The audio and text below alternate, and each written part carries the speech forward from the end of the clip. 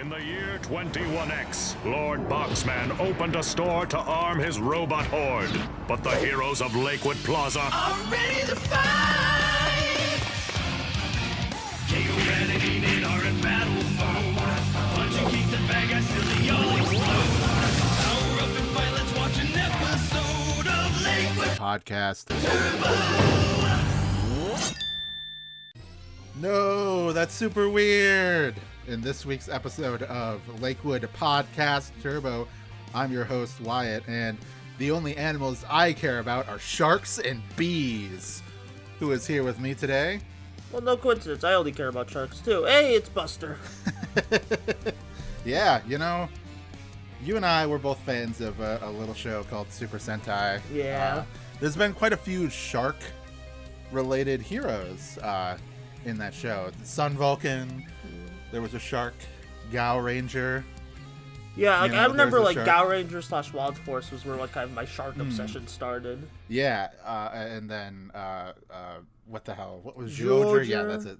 Yeah, there was another shark, and then now we have a bee in the current Sentai series. So There you go. It's all come full circle. It's crazy to me that this is the first time we've had bugs as a theme. Yeah, I guess they didn't want to step on Kamen Rider's toes because Kamen Rider like has a bunch of bug motifs. Yeah, there's bugs, like there's some general like Kuga is kind of like the Kugata beetle, and then but then there's like a show like Kabuto, which is just straight up everybody's bugs. Yeah, it's hard into the bug theme, which is more like what this is.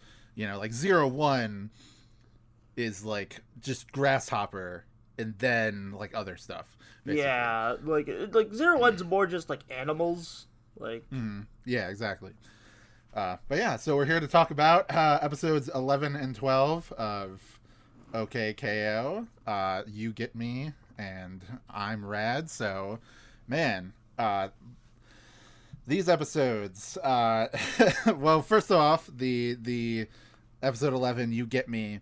It kind of follows a trend that I've been noticing, as we're watching through these episodes and paying attention to, like, the people creating it, like the board artists that are, like, writing it. Geneva Hodson and Mira Anchois.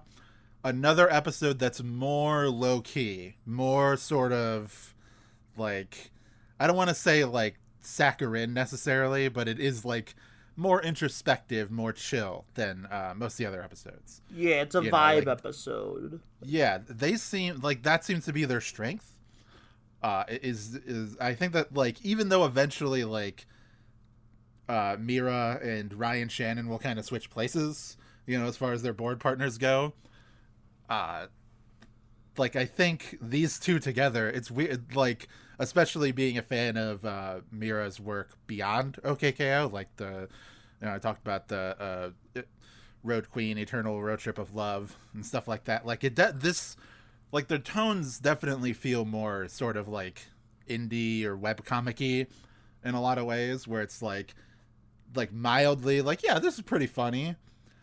But, like, mostly you're like, huh, okay, yeah, we're, like, giving depth to these, like, stupid characters, so yeah, a lot of that's what slice it really of life. felt like with this one. Yeah, definitely. This one being more for Enid. I think the way in which they sort of, like, tackle Enid's character, like, I think both her and Rad have a lot of depth to them, but Enid definitely feels like a more realistic sort of, like, I don't know, it feels more subtle, it feels more sort of well-rounded, whereas, like, Rad is, like, two extremes, where it's, like, either a braggadocious asshole or he's a softie underneath. Yeah. Like, Enid's more, like, realistic, like, quote-unquote. I mean, like, not to diss Rad. Rad's one of my favorites, but, like, Enid is, like, she feels like an actual person I would know, like, besides the superpowers shticks, Yeah, exactly. And that's why I always like her sort of development episodes, the ones that sort of focus on her and are kind of about her, like, unthawing. We'll get to it later, but, like, there's the ones... There's a lot of great ones later, and this kind of, like, sets the establishment for them, but it's not as good as the ones later, because it kind of feels a bit basic compared to those introspective ones we get later. But, hey, that's all... Yeah, that's basically what season 1 of a show is, Yeah, exactly. Like, those, we'll get to them when we talk to them, but, like... I remember when the flashback episode with Elodie happened, I was like, holy shit, here we go, baby. Like, oh man, Naruto kid, oh yeah, this is way too relatable to me. But then but this one again, it's more so just like retail woes, that sort of thing, but also just like deepening KO's relationship with Enid, which hasn't been done since like pretty early in the series, like I think episode 3. I was thinking like episode 3 is where like KO had to prove to Enid that like, yeah, I'm a good boy, and now this is like, like this is a bit more of that, Yeah, exactly. The idea that he wants to be there for her, wants to get her, but she's like not super standoffish towards him necessarily, but in general she's very guarded emotionally. Yeah, very she's indifferent. A cynical teenager. Yeah, and we get a great antagonist in the form of Wally the White, voiced by Wallace Shawn, who is, like Rex from Toy Story. That's why I recognize the voice. Yeah. I thought it was just one of the cast members putting on like a Wallace Shawn impression. Yeah, oh yeah, it was like it's in Vizzini from Princess Bride, one of my favorite movies. Yeah. Toy Story, also one of my favorite movies, of course. Okay, gotta ask. So, have you seen all 4 of the Toy Story movies? Yes. So, which of them is your favorite, would you say? 1, actually. Yeah, that's a good choice. I think I actually agree, honestly, with that, because every time I watch 1, it's just so, like, perfectly made. It's just, like, such a perfectly made movie. It doesn't have, like, the emotionality of, like, the later ones.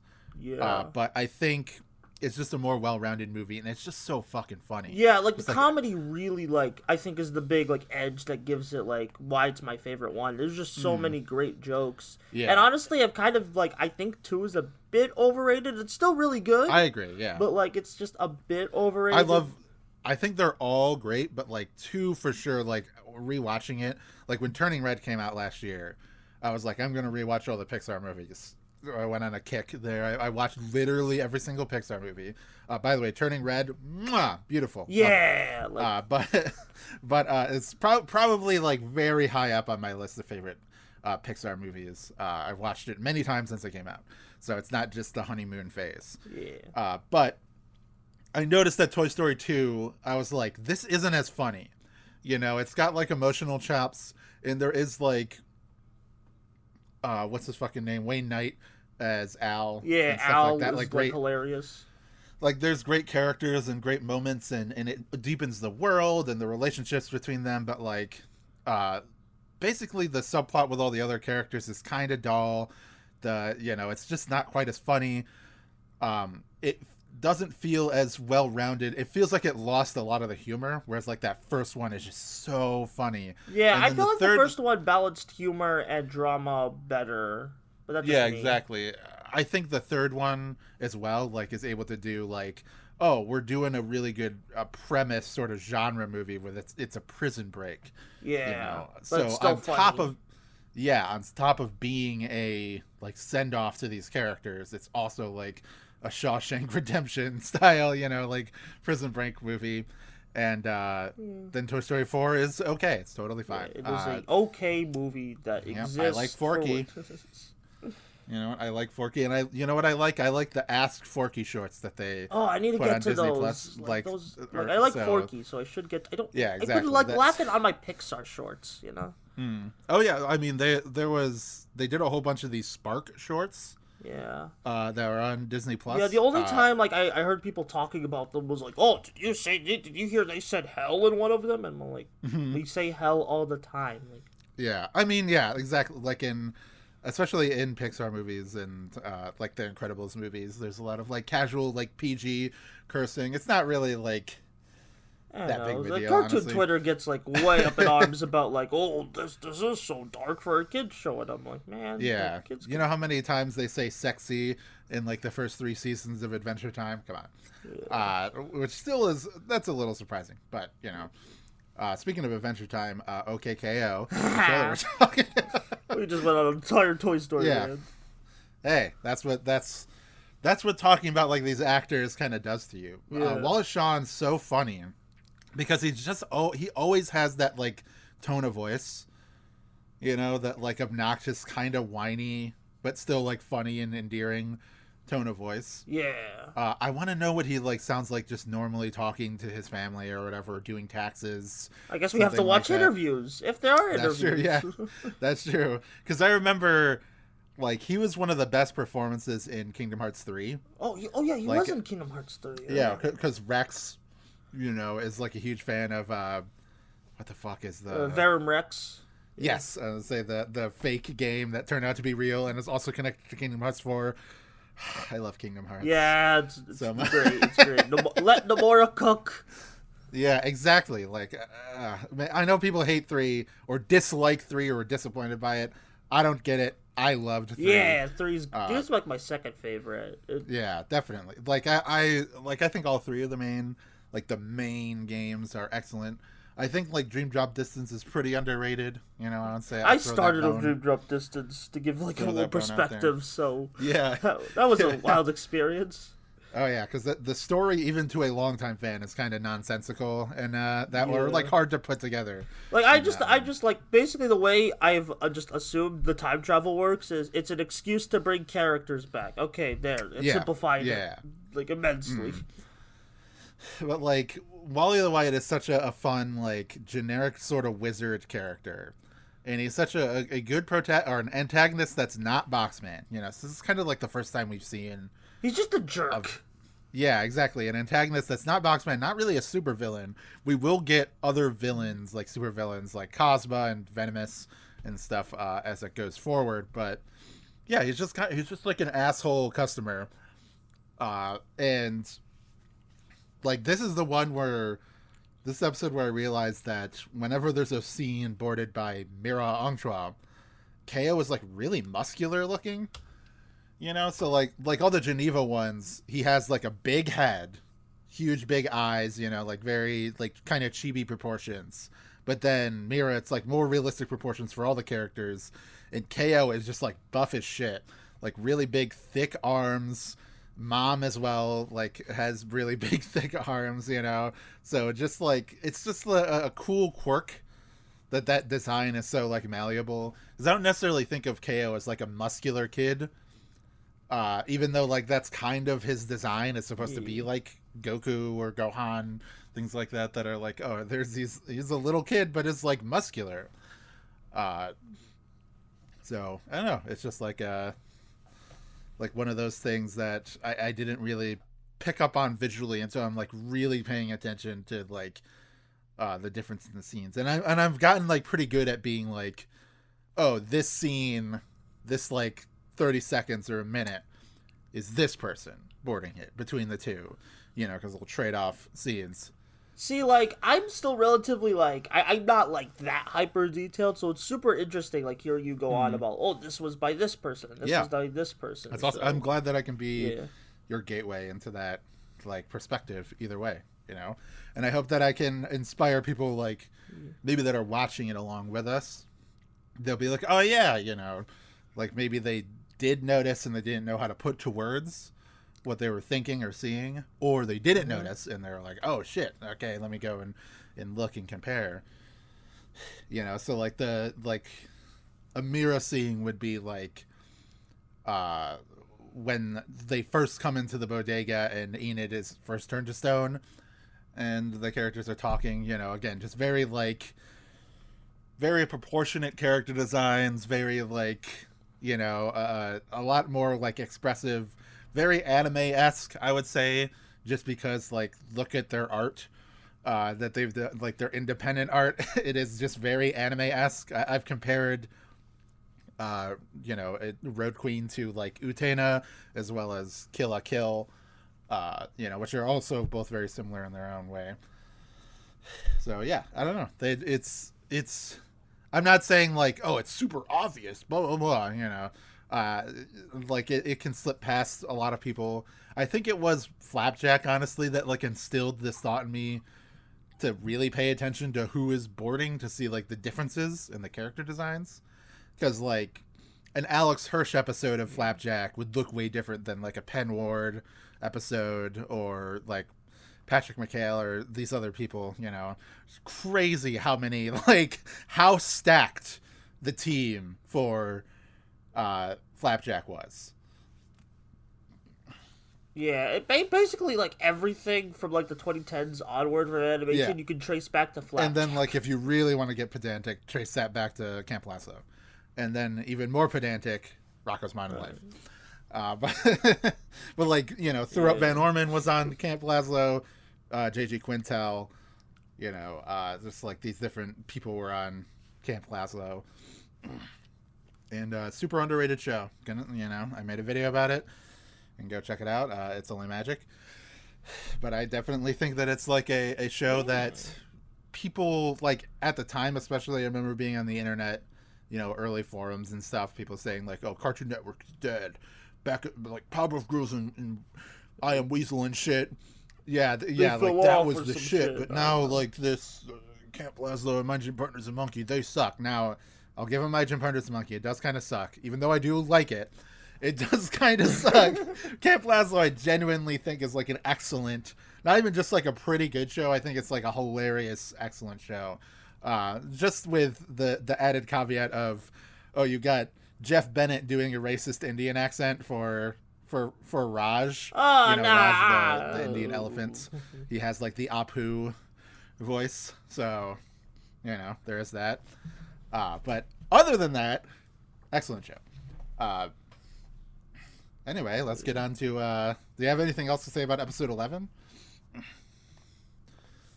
was solid. Probably the weaker episodes we've talked about, but hey, you know, weak OK KO is still, like, OK KO, you know? Yeah, exactly. God The is still last God. one by Geneva and Mira was the Dendi one that we talked about before, and that was, you know, I thought that was an awesome episode. Even if it wasn't, like, super funny, it was just a beautiful episode about, like, the blooming friendship. Yeah, it was just a well-written, like entertaining character and study. stuff. This one wasn't, like, not entertaining, but it was, like, yeah, it was kind of a simple story with just the gimmick of, like, oh, what if there was an annoying customer who fucked with you? You know, that's kind of, like, as deep as it got. And I already get that enough in my day-to-day life, especially, you know? yeah. I mean, I've worked enough retail. Again, this show came to me when I was in the middle of working the worst retail job imaginable, Walmart. So, the OK KO, the show for the Walmart. I started at Walmart in 2016.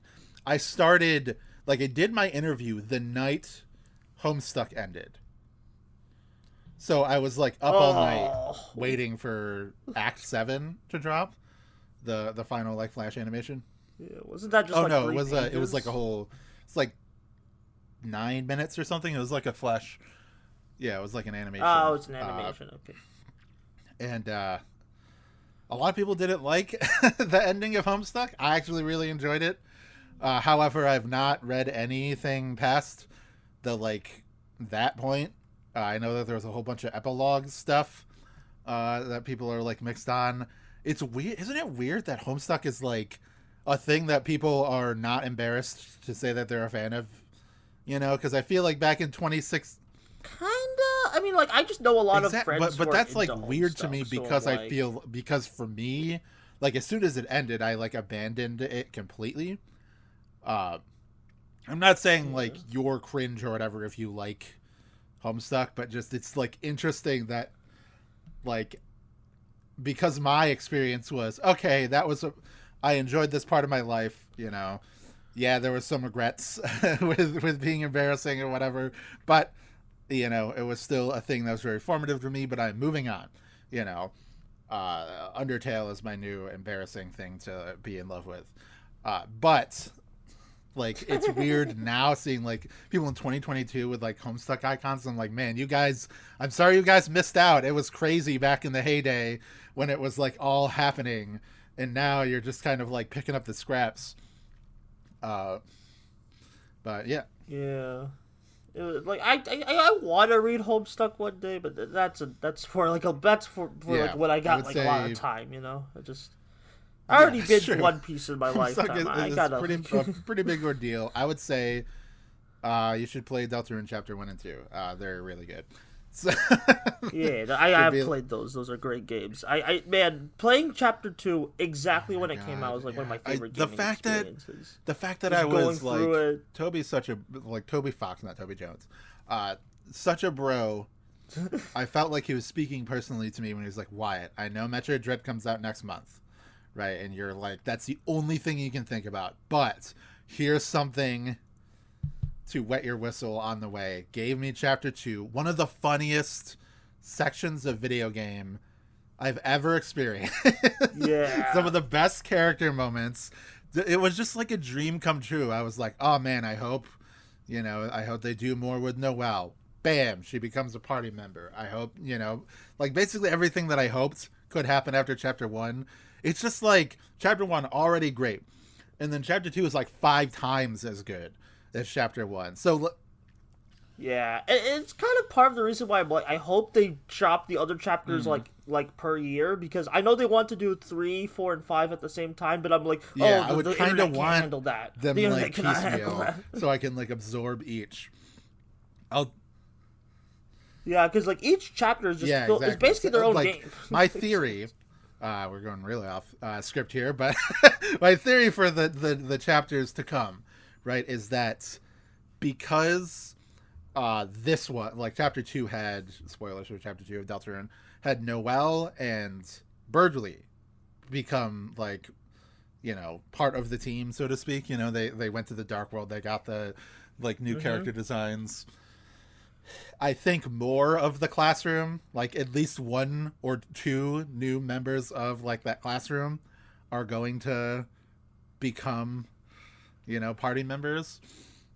So I think Jockington, the snake, and Caddy, who is Caddy's sister, her goth sister, are going to become party members in the next set of chapters. And there's going to be like character... Well, that sounds rad. Yeah. Am I right? Just like this episode of OK KO, boarded by Ryan Shannon and Parker Simmons. And kind of like, again, going off of what we've got from these people, like they're just like jokes constantly. Just... Yeah, like even just facial expressions are just like hilarious. so quick-witted, so funny. Like Parker Simmons is just like a dude that just puts so much density into like every line, every delivery, every single like just all the jokes, it's just so funny. It's like that that was like, I don't want to say it's a problem I have with Mao Mao, but like it kind of is a problem where it's like it's almost so relentless with humor that like it never has a chance to like take a step back and like just chill out, I love it, don't get me wrong, but it's just like compared to OK KO, like Parker is just like constantly laying on jokes and everything. Yeah, also like I know there's kind of like a facial expression, like with the eyes, like I'm not sure who does it, like if it's Parker. Like the uneven, like kind of like I'm kooky, and I love that expression. Like, again, Ryan Shannon has like a very cute sort of like is similar to Geneva, but like a very round sort of like cuter art style, lots of fangs and stuff like that, And Ryan Shannon's self-insert character, because like a bunch of the storyboarders have self-insert characters. So Nanini, who becomes a character later in the show, is seen in the background in the arcade. Like when they go to the arcade. There's also, you can see Elodie on an arcade machine. I was like, look at... Oh yeah. And I noticed one of the arcade cabinets is named Up Dog. So I was like, yeah, that's always funny, Yeah, well, and like I love all like again, I know like I've said this before about OK KO, but it's a little like in jokes and references. You don't need to know them to like enjoy the show. The hardest I laughed that's good out of the episodes that we watched in this session was KO writing like the list of things that Rad is, and then writing sensitive, misspelling it, and then the red squiggly line of like it's a spelling error on like a word processor or something appears beneath sensitive, like sensative. That The entire rap is, battle at the end. That is was, very like, funny, super but like funny. that just one little like visual gag that lasted for like half a second. Just seeing that just like made me laugh my ass off. I wrote it in the notes. You know, yeah, the rap battle, the whole battle between Rad and KO is so stupid.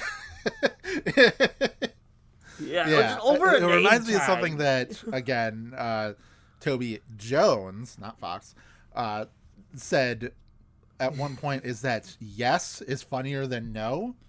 So when like something ridiculous happens, you know, you can't have characters go like that was weird or whatever, you know, or like push up against it.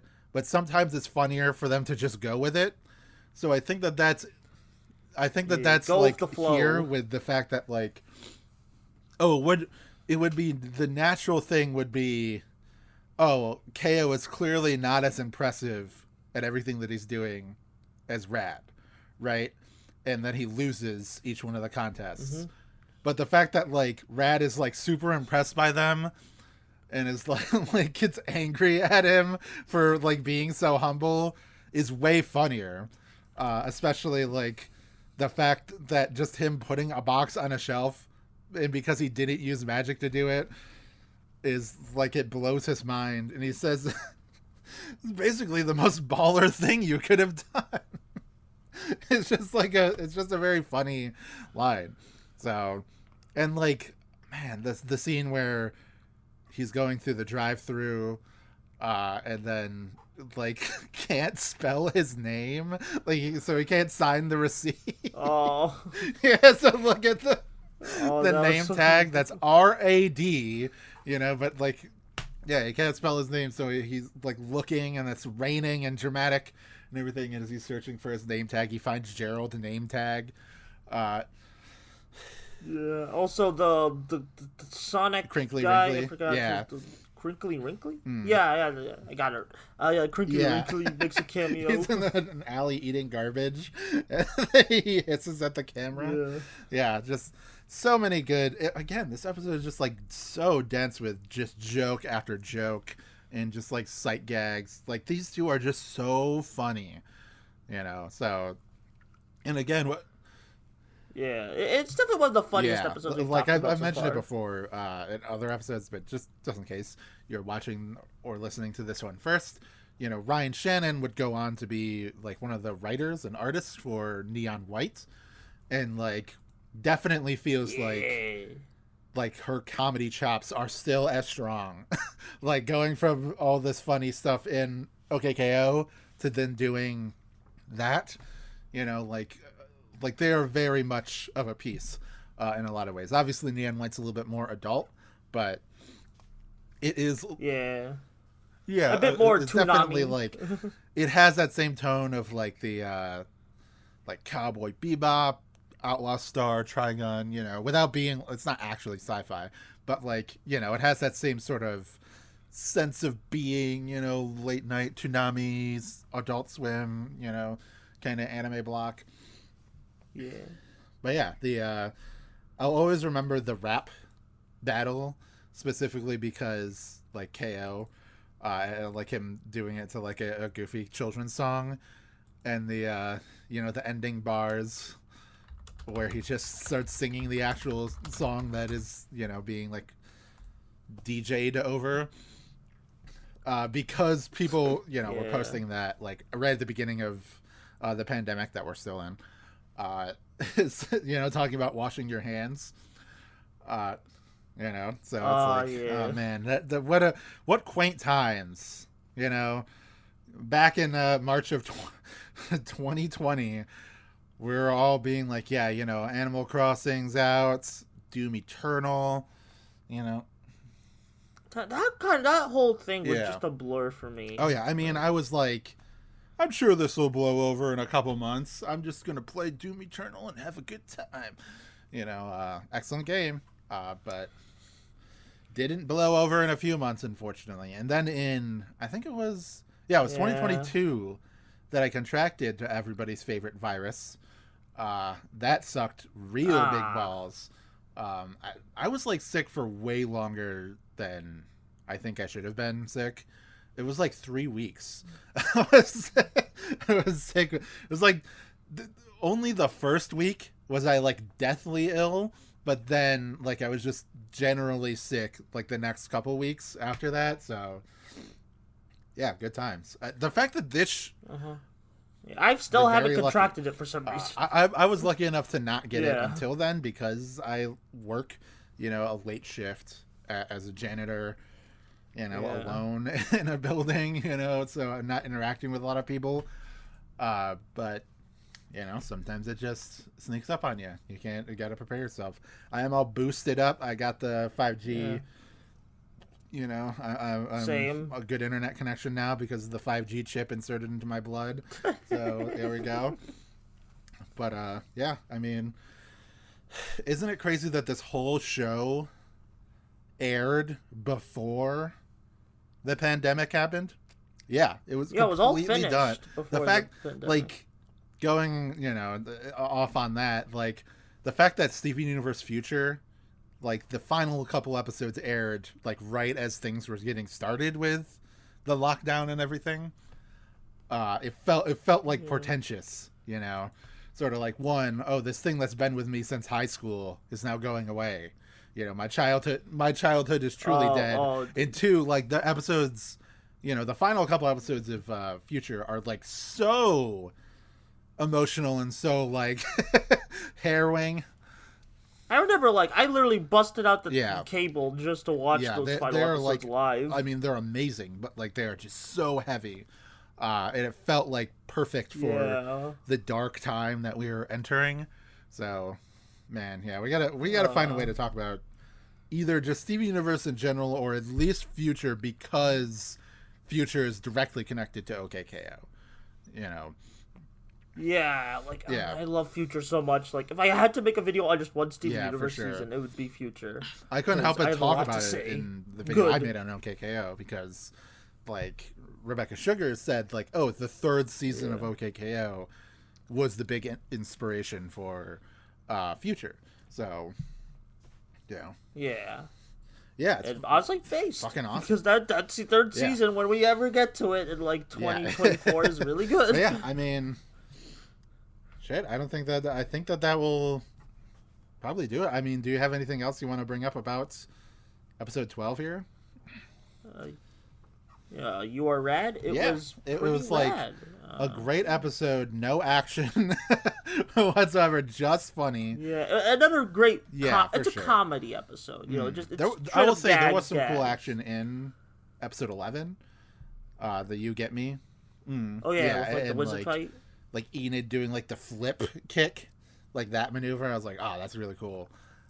Just like a lot of there's like some stuff there here and there, that is like awesome and stand out about that episode. But yeah, I would say it's probably one of the weaker ones that we've talked about so far. Just because even like I would say the last weakest one, the one with Mr. Gar's picture of Carol. That at least like establishes a lot of backstory stuff that will be important as it goes on. So yeah, well, like even then, like you get me, like kind of like plants the seed for a bunch of Enid focus episodes. And then this episode, episode 12, has the Elodie cameo, so it's like, we're getting there. We're gonna almost get to her traumatic backstory. Yeah, and just a funny episode in general.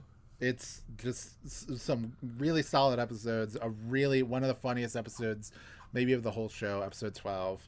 Again, Ryan Shannon, Parker Simmons are just like unbeatable, in my opinion, as far as like pure smart boy comedy. That kind of like very just smart comedy. It sounds pretentious coming from me, but yeah. So I think that'll about cover it. Buster, how about you tell us where we can find you all across the internet? Hi, I am Buster Corp. I do videos on things like tokusatsu and cartoons, maybe, if I feel like it. Like on the Buster Corp YouTube channel, which you're probably watching this on. I also, on Twitter at BusterBilly3, also do podcast over at the Modular Media channel. I have no idea what's happening here. 'Cause I'm there right now because we're recording these so in advance. But hey, it should be fun times. Lots of, if you want more podcast content with my voice, there. All right. Yeah, you can find me at twitter.com/WazBranger. That's WAZP Ranger. A lot of just stream of consciousness stuff, when I'm playing, what I'm reading, things like that. Sometimes I'll just throw out a tweet that's getting angry about Logan Paul, and some stuff with because I was watching one of those like fucked up YouTuber iceberg videos or whatever, and then they like the Logan Paul recording a dead person thing came up, and I was like, isn't it crazy that didn't ruin his entire professional career forever? Like, that's how much give these whatever. Anyway, so and usually pinned at the top is like the most recent video I made, and you can find all my videos at It's Only Magic youtube.com. Yes, it is in reference to this show. I do personal retrospectives of a lot of cartoons, sometimes internet shows like AVGN or Homestone Runner, but it's mostly cartoons that I like to talk about. I haven't been making a lot of videos recently as of recording this, but I hope to get back on that wagon soon enough and crank out some good stuff. If I had to recommend a couple, there's my OK KO video. It's about an hour long. It's good. I enjoyed it. It was hard to make, it took a lot out of me, but hey, I still am very proud of it. But yeah, so that will be this week's episode of Lakewood Podcast Turbo. Join us next time as we talk about episodes 13 and 14 of OK KO. See you there. And